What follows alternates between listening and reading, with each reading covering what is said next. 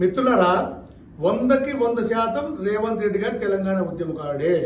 2001లో TRS party వ్యవస్థాపించినప్పుడు KCR గారు తెలంగాణ రాష్ట్రంలో సాధించాలి అని పిలిచిన వాళ్ళందరినీ పిలుపు మేరకు ఆ రోజు రేవంత్ రెడ్డి గారు టీఆర్ఎస్ పార్టీలో జాయిన్ అయ్యాడు.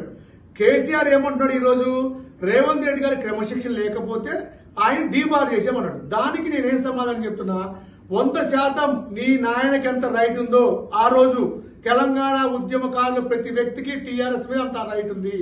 టీఆర్ఎస్ నీ అయ్యే జాగిర్ కాదు, తెలంగాణ నీ అయ్యే జాగిర్ కాదు, నీ జాగిర్ కాదు, నీ తాత జాగిర్ కాదు. తెలంగాణ రాష్ట్రంలో తెలంగాణ ప్రతి పౌరుడికి హక్కు ఉంది. 100% ఆ రోజు గన్ తీసుకొని బయలుదేరని మీరు చెప్తారు కదా. అవును, ఎందుకు బయలుదేరని గన్ తీసుకొని? మీరు తెలంగాణ ఉద్యమం పేరుతో సామాన్యుల మీద, ఆపోజిషన్ లీడర్ల మీద, అనేక మంది మీద, ప్రతిపక్ష పార్టీల మీద దాడులు చేస్తుంటే దాన్ని సమర్థవంతంగా ఎదుర్కొన్న మొగోడు రేవంత్ రెడ్డి గారు. మీరు ప్రతిపక్ష పార్టీల్ని అన్యాయ కేసులు పెట్టి ఇరికించి జైలుకి పంపిస్తుంటే దాని జైలుకి వెళ్లి తాను ప్రతిపక్ష నాయకులు 100 కేసులు ఎత్తిరేసుకుని కొట్లాడి మీ మదాన్ని అణిచి మీ అధికారాన్ని కూకటి వెళ్తే పెగిలించిన మొగోడు రేవంత్ రెడ్డి గారు.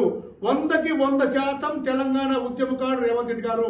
ఈ రాష్ట్రంలో తెలంగాణ ఉద్యమకారులని ఎంతమంది సామాన్య ప్రజల పిల్లల ప్రాణాలు పోయినాయో వాళ్ళందరూ కూడా తెలంగాణ ఉద్యమకారులు, వాళ్ళందరూ కూడా టీఆర్ఎస్ పార్టీలో భాగస్వాములు. టీఆర్ఎస్ నీ అయ్యే జాగిర్ కాదు. కాబట్టే నీ నాయనకి టీఆర్ఎస్ చెప్పుకునే సిగ్గు తప్పి దాన్ని బీఆర్ఎస్ గా మార్చారు.